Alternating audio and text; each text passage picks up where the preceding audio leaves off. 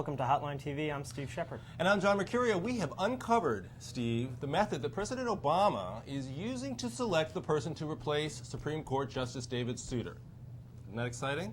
Very much. Very exciting. All right, well, like every president since Taft, Obama will be using what is known inside legal circles as the Mr. Potato Head method. All right, Steve, show us exactly how this works. All right, well, everyone's familiar with Mr. Potato Head. Of we course. start first with... Well, we start with a list of nominees.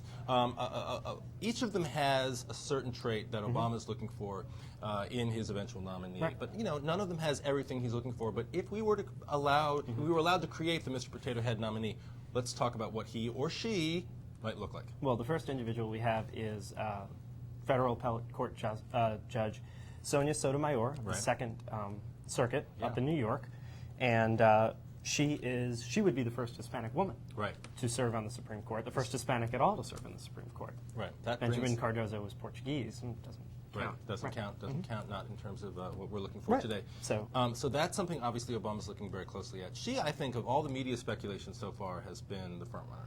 She seems to be the front runner. I would say that's fair. Okay, good to say. All right, so put her on the board. Put her on the head, and she's also got a very nice chin, I believe. Move along. The second sort of trait we're going for is Georgia Supreme Court Chief Justice Leah Ward Sears, the first black woman to serve as a Supreme Court justice.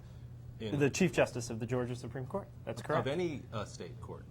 Black woman. First black woman of any state court. And so Leah Ward Sears, African-American woman, obviously very accomplished, obviously has had to deal with personalities on a court. Okay. She would be the first African-American woman and only the second African-American on the court presently. Presently, right now. Okay, good. So, put her up on the board. She's got a pretty smile. Got a pretty smile. Them got to put them close together. Closer together. Okay. Didn't you ever play Mr. Potato Head as a kid? Well, you put them been together. A long time. There we go. All right, now we're getting the idea. Moving along. All right. Number 3 would be Solicitor General and former Dean of Harvard Law School, Elena Kagan. Elena Kagan. Who has already been confirmed by the Senate, was confirmed by the Senate on March 19th. Right. A 61 to 31 vote. Okay. To be Solicitor General.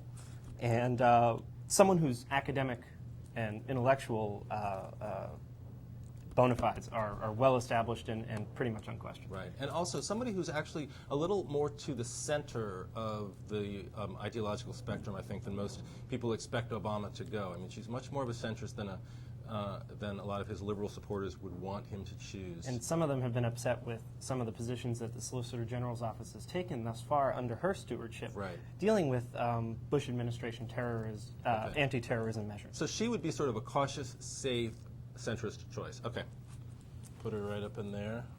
You can let them split a little. All right. Moving right along. Who do we got here? All right. The next would be another federal appellate court judge, Diane Wood of the Seventh Circuit in Chicago. What does she bring?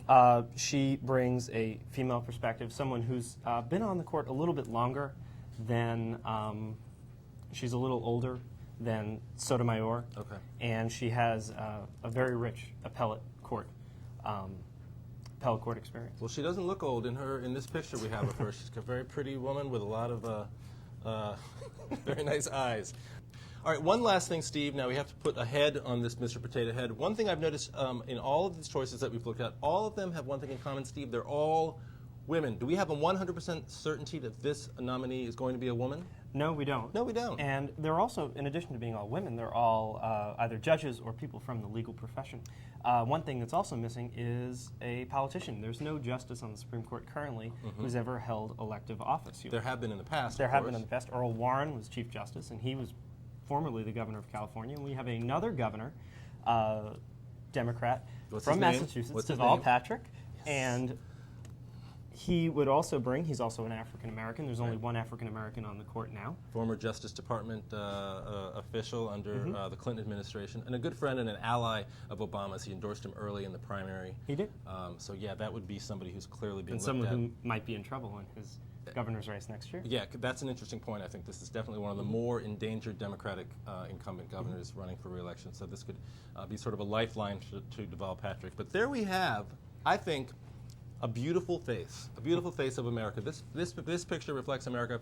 It may or may not be the face of the next Supreme Court justice, but if you could melt all of them together, I think you could be looking It would right be there. someone who would, get You're through looking at the next pretty nomination. easily. That would definitely be someone who could sail through a confirmation fight. But that is all the time we have for today. Until next time, I'm John Mercurio.